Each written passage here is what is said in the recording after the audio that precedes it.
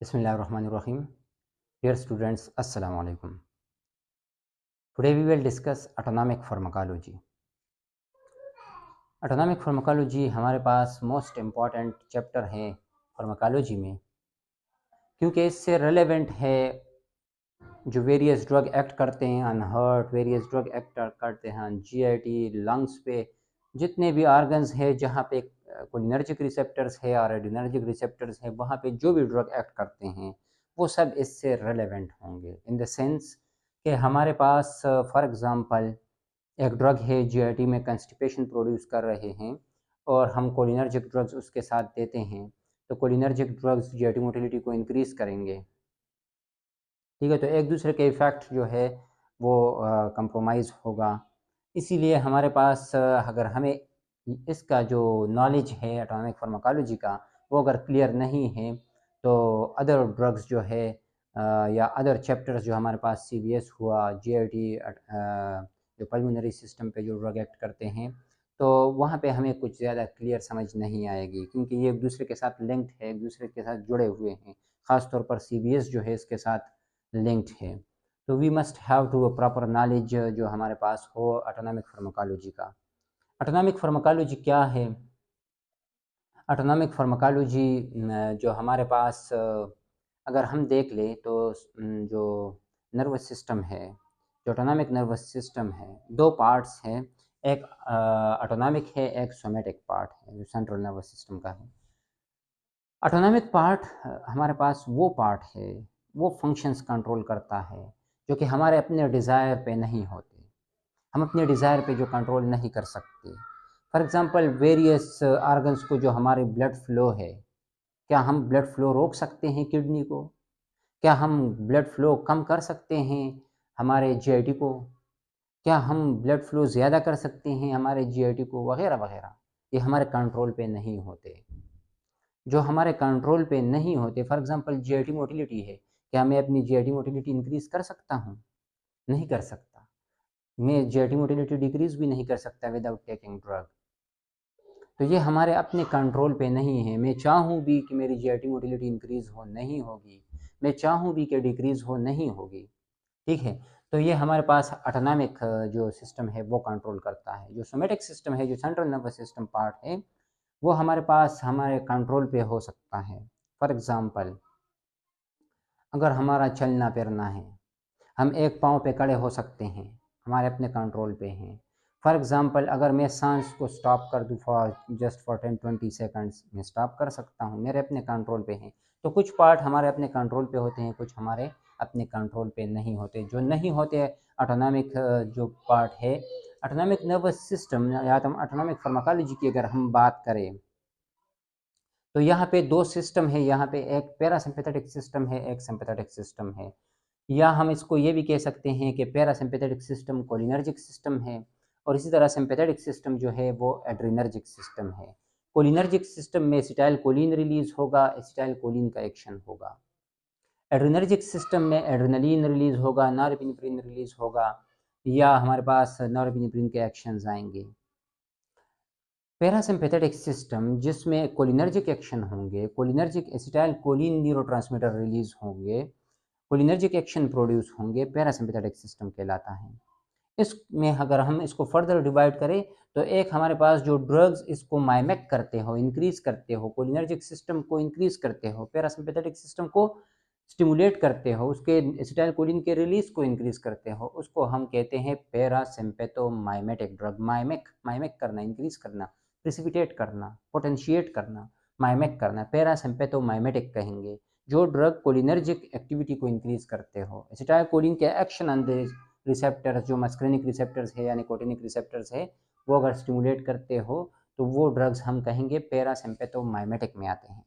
इसी तरह जो ड्रग इसकी एक्टिविटी को इनहिबिट करते हो, कोलिनर्जिक एक्टिविटी को इनहिबिट करते हो, एसिटाइल कोलिन की एक्टिविटी को इनहिबिट करते हो, हम कहेंगे ये हमारे पास कोलिनर्जिक इनहिबिटर्स है।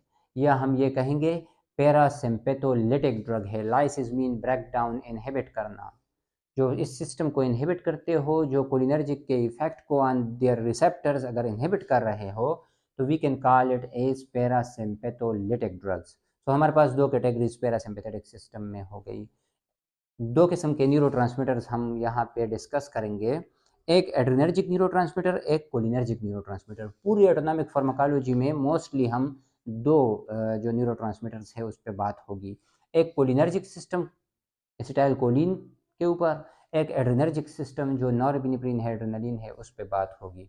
सो कोलिनर्जिक सिस्टम जो एसिटाइलकोलिन जिस पे डिपेंडेंट, जो एसिटाइलकोलिन के रिलीज पे डिपेंडेंट है, एसिटाइलकोलिन के एक्शन पे डिपेंडेंट है। अगर एसिटाइलकोलिन का एक्शन इंक्रीज हो रहा है, माइमिक हो रहा है, पैरासिम्पेथोमाइमेटिक कहेंगे या कोलिनर्जिक एगोनिस्ट कहेंगे। और अगर हमारे पास जो ड्रग पैरासिम्पेथेटिक सिस्टम को इनहिबिट कर रहा है तो हम उसको पैरासिम्पेथोलिटिक कहेंगे या कोलिनर्जिक एंटागोनिस्ट कहेंगे। चूँकि बात हो रही है ऑटोनॉमिक फार्माकोलॉजी की, फार्माकोलॉजी मीन्स ड्रग्स की, सो हम ज़्यादा फोकस करेंगे यहाँ पे ड्रग्स के ऊपर। इसी तरह हमारे पास जो सिंपैथेटिक सिस्टम को स्टिमुलेट करते होंगे जो ड्रग्स, हम उसको कहेंगे सिंपैथोमाइमेटिक ड्रग्स। सिंपैथेटिक सिस्टम को माइमेक करना, पोटेंशिएट करना, इंक्रीज करना, जो एड्रेनलिन नॉरएपिनेफ्रिन की एक्शन को इंक्रीज कर रहे हो, वो ड्रग्स क्या कहलाएंगे? Sympathomimetic drugs. और जो इसको इनहिबिट करेंगे तो हम कहेंगे सिंपैथोलिटिक ड्रग्स या adrenergic agonist and adrenergic antagonist. जो स्टिमुलेट कर रहे होंगे एड्रेनर्जिक सिस्टम को हम कहेंगे एड्रेनर्जिक एगोनिस्ट या सिंपैथोमाइमेटिक, और अगर एड्रेनर्जिक सिस्टम को इनहिबिट कर रहे होंगे हम उसको एड्रेनर्जिक एंटागोनिस्ट कहेंगे या सिंपैथोलिटिक ड्रग्स कहेंगे। ठीक है, तो यहाँ पे तो हमारे पास चार किस्म के ड्रग्स हम यहाँ पे डिस्कस करेंगे।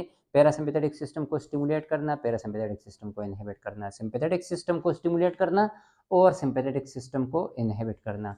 सो 4 कैटेगरीज ऑफ ड्रग्स हम यहाँ पे ऑटोनॉमिक फार्माकोलॉजी में डिस्कस करेंगे। अब बिफोर गोइंग फर्दर डिस्कशन हम बात करेंगे कि हमारे पास नॉरएपिनेफ्रिन क्या करेगा, एसिटाइलकोलिन क्या करेगा। नॉरएपिनेफ्रिन और एसिटाइलकोलिन क्या कर रहे हैं बॉडी में?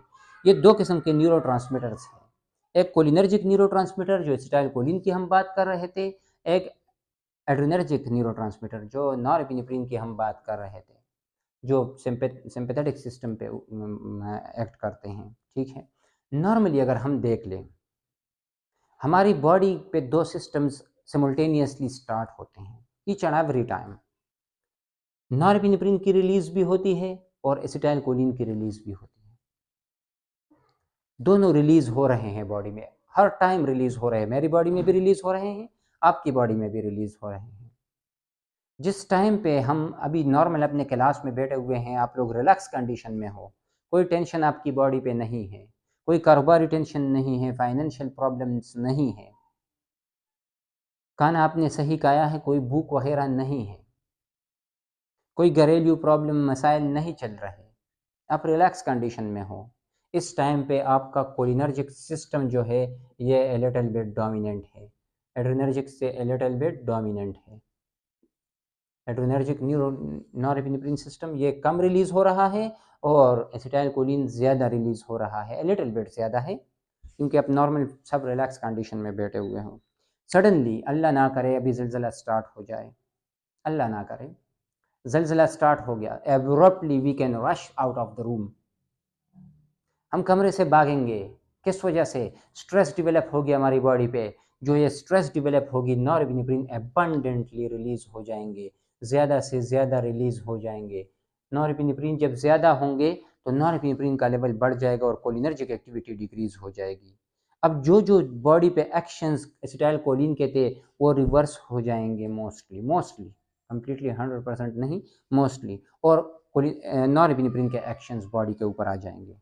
स्ट्रेस आ जाएगा, स्ट्रेस के साथ क्या क्या इफेक्ट्स होंगे? For example heart rate, tachycardia develop हो गया, जल्दी के साथ आप भागते हो, टेकिकार्डिया डेवलप हो जाता है, हार्ट रेट इंक्रीज हो जाता है। क्यों होता है? सब because of that norepinephrine, the release of norepinephrine. Norepinephrine release होगा तो हमारे पास हमारी बॉडी पे various action, we will discuss later, क्या क्या एक्शंस आएंगे वी विल डिस्कस लेटर। ये सपोज सडनली हमारे सामने कोई शेर आ जाए, अभी इस रूम में एंटर हो गया, हम सब जो है डर के मारे we must have to try कि रन अवे, हम भाग जाए। स्ट्रेस कंडीशन जब भी होगा हम इसको कहते हैं फाइट और फ्लाइट कंडीशन। छोटा सा डॉग है हम फाइट करेंगे, बड़ा शेर है हम भागेंगे उससे। हम जब फाइट नहीं कर पाएंगे तो हम भागेंगे। फाइट कर सकते हैं, छोटा सा डॉग है, हम उसको एक लात मारेंगे और उसको साइड पे करेंगे, ठीक है। तो हमारे पास फ्लाइट और फाइट कंडीशन, इस कंडीशन में नॉरएपिनेफ्रिन जब रिलीज होगा, ये हमारे पास कंडीशन डेवलप होगा। अगर हमारे पास एसिटाइलकोलिन रिलीज होगा, जिस टाइम पे हम नॉर्मल कंडीशन में बैठे हुए हैं, कोई स्ट्रेस नहीं है, acetylcholine little bit increase release हो रहा है, तो दोनों सिस्टम सिमुल्टेनियसली काम करते हैं, कभी एक लिटिल बिट डोमिनेंट, कभी दूसरा लिटिल बिट डोमिनेंट, ठीक है। अब हमारे पास पैरासिम्पैथेटिक जो इनर्वेशन है वो हमारे पास क्रेनियोसैक्रल रीजन से होते हैं, और सिंपैथेटिक सिस्टम की जो इनर्वेशन है वो थोरैकोलम्बर रीजन से अराइज होते हैं। पैरासिम्पैथेटिक सिस्टम में हमारे पास प्री गैंग्लियन, एक ये गैंग्लियन है, ये हमारे पास प्री गैंग्लियन, गैंग्लियन से बिफोर जो नर्व फाइबर है ये लॉन्गर होगा, यहाँ से लेकर यहाँ तक ये लॉन्गर है, और पोस्ट गैंग्लियनिक नर्व फाइबर, ये गैंग्लियन से इस तरफ जो पोस्ट गैंग्लियनिक नर्व फाइबर जो है ये शॉर्टर होगा। पैरासिम्पैथेटिक सिस्टम में pre ganglionic nerve fibre longer होगा, post ganglionic nerve fibre shorter होगा।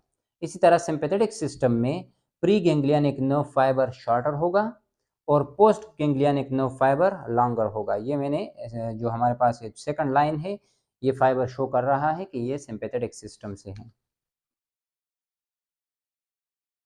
अब हमारे पास पैरासिम्पैथेटिक सिस्टम में एक बात हमने कही, गैंग्लियन से पहले जो प्री गैंग्लियनिक नर्व फाइबर होगा पैरासिम्पैथेटिक सिस्टम में लॉन्गर होगा, सिंपैथेटिक सिस्टम में शॉर्टर होगा।